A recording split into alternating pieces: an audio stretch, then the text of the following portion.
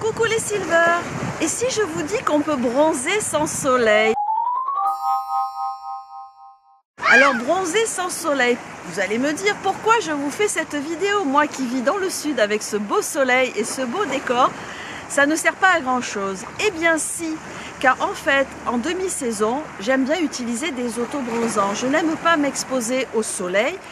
Quand je m'expose au soleil, j'utilise des protecteurs solaires indice 50 car je tiens à ma peau. Mais ça, nous y reviendrons dans une autre vidéo. Alors voilà les deux produits que j'aime beaucoup en ce moment. Un de chez Garnier et un de chez L'Oréal. Alors celui de chez Garnier pour commencer. Pourquoi je l'aime?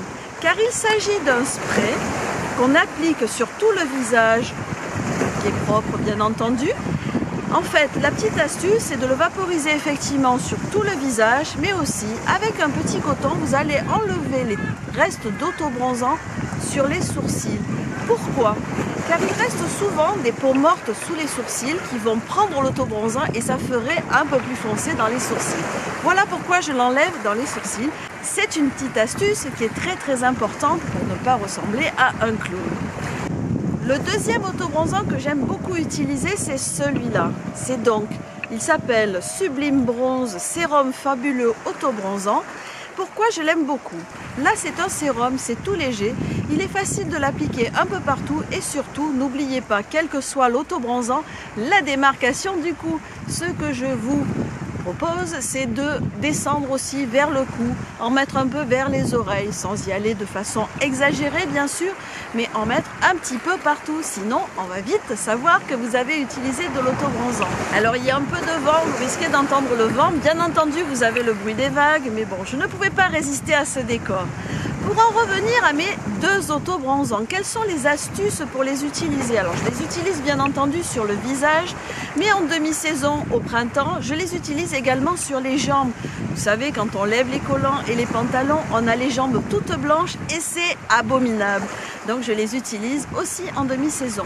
Alors ce que l'on peut faire, si vous préférez, pour le sérum par exemple, bien que je ne trouve pas que ce soit nécessaire avec celui-là, on peut le mélanger avec le lait pour le corps, ce qui permettra d'avoir un bronzage plus progressif si vous l'utilisez tous les jours.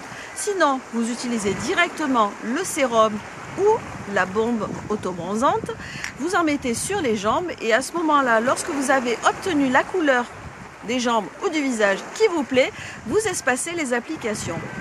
Autre chose qui est très importante lorsqu'on utilise des autobronzants, eh bien ça va être le gommage. Pourquoi?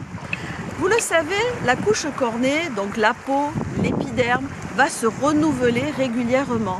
Et donc, au fur et à mesure des jours, vous allez avoir des peaux mortes qui vont venir à la surface de votre peau.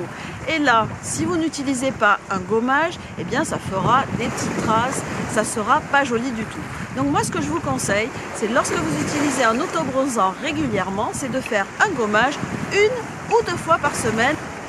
Voilà donc les deux autobronzants que je vous ai présentés aujourd'hui. Ils ont deux formes différentes. Pour moi, ils sont aussi efficaces l'un que l'autre.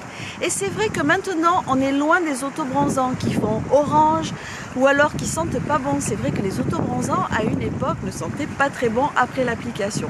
Ces deux-là sont mes chouchous. Celui-là, ça fait déjà plusieurs années que je l'utilise. L'emballage a changé plusieurs fois, mais c'est toujours le même. Et celui-là, je l'utilise depuis sa sortie. Pourquoi l'un, pourquoi l'autre? Ça dépend de l'utilisation. Quand je veux aller vite, c'est vrai que le spray, un petit coup de spray, on enlève sur les sourcils et c'est fait. Et c'est vrai que le soir, après ma routine beauté, j'utilise plus facilement celui-là. Donc en ce qui me concerne, j'utilise le spray plutôt le matin avant le maquillage lorsque je suis pressée et le sérum plutôt le soir après mes soins du soir. Maintenant, je vous dirai, et vous, utilisez-vous des autobronzants? Quelles sont vos astuces pour ne pas avoir de démarcation? Comment vous y prenez-vous pour utiliser ces produits? Voilà, c'était donc ma petite vidéo bronzée à l'ombre, bien qu'aujourd'hui je n'en ai pas besoin avec ce magnifique soleil. J'espère que cette vidéo vous aura plu. Si c'est le cas, des petits pouces en l'air ou abonnez-vous à ma chaîne.